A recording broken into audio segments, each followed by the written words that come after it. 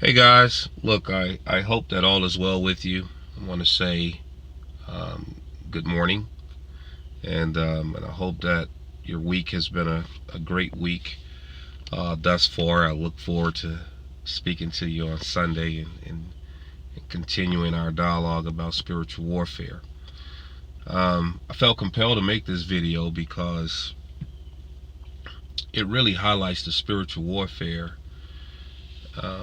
that we're experiencing. It really highlights that spiritual warfare in a practical manner um, that I'm trying to make people aware of. And I didn't really want to do this, but I need to. And I want to talk for a minute about Kyrie Irving. And I'm praying for Kyrie. I'm grateful for Kyrie. I'm grateful for his boldness. I'm grateful for his courage and his willingness to stand on his conviction. And I want to say this, that what he is doing, it's going to take that type of bold proclamation, that type of bold practice from a lot of us if we're going to maintain our freedom, our liberty, our power to be able to choose for ourselves what's good for us and what's not good for us. And even if that decision turns out to be to our own detriment, then so be it. It was our decision. It was our choice. That's something that I've always, taught, that we've always taught our kids. We embrace that ourselves. That when you make your decision, you stand on your decision. And sometimes those decisions are not the best decision, but it's a decision that you made, and so you stand on it. You all remember when Colin Kaepernick used his platform. He made a choice. He used his platform to protest police brutality and police injustice, or however you want to phrase it. But he used his platform to do that, and he was free to do that. I didn't necessarily agree with how he did it, but I understood what he was doing, because at the end of the day, there was so many other ways. There was a more excellent way that it could have been done, but hey, he was free to do that. So not hating on that. But he was heroic. He was celebrated because he was protesting police injustice. So athletes can stand up and they can protest police brutality. Athletes can protest racism, and they can protest for the LGBT community, and they're heroic for doing so. But then Kyrie Irving stands up and he's protesting just to be able to be a voice for the voiceless, and to understanding and recognizing what's going on, and understanding that the vaccine mandates is not just about, it doesn't even have anything to do with basketball, and that's true. It doesn't have anything to do with basketball. It's about being strong-armed into making a decision, and forcing you to make a decision that you're uncomfortable with making. So you see people losing their jobs.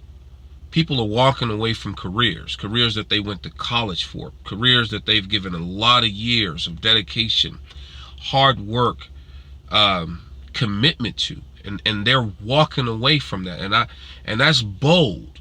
I don't think people realize how hard it is and how difficult it is to walk away from your livelihood to stand on your conviction. I applaud these men and women that are doing that. That takes a lot of faith and trust in our Heavenly Father to be able to do so. I want you to pay attention to what the media is doing. I keep, there are a lot of people that, we keep trying to come out and we keep trying to highlight these things when they happen. But people are so indifferent, and people can be so emotional until they're just no longer rational, no longer thinking logically. But pay attention to this stuff. It is happening. And I want to say this. We're at a point now where we can no longer say, I'm not into politics. This is what we've said. We say things like, hey, politics ain't my thing. Well, that can't be anymore. We can't say I'm no longer into politics. And the reason being is because we're the ones that elect these people. And then when these people get into office, they make decisions and they pass legislature and bills that completely move us away from God. They make legislature, even if you don't believe in God, they make legislature and pass bills that violates and hurt us more than help us. They pass bills and make legislature that fattens their pocket and continues to just thrust us into poverty and slavery. And when President Trump was in office, the good things that he was trying to do, you didn't even see it. You couldn't even hear it. You couldn't, because they constantly inundated us with racism, narcissists, fascists, and all these terms that a lot of people don't even know what the meaning is. We can no longer say politics is not our thing.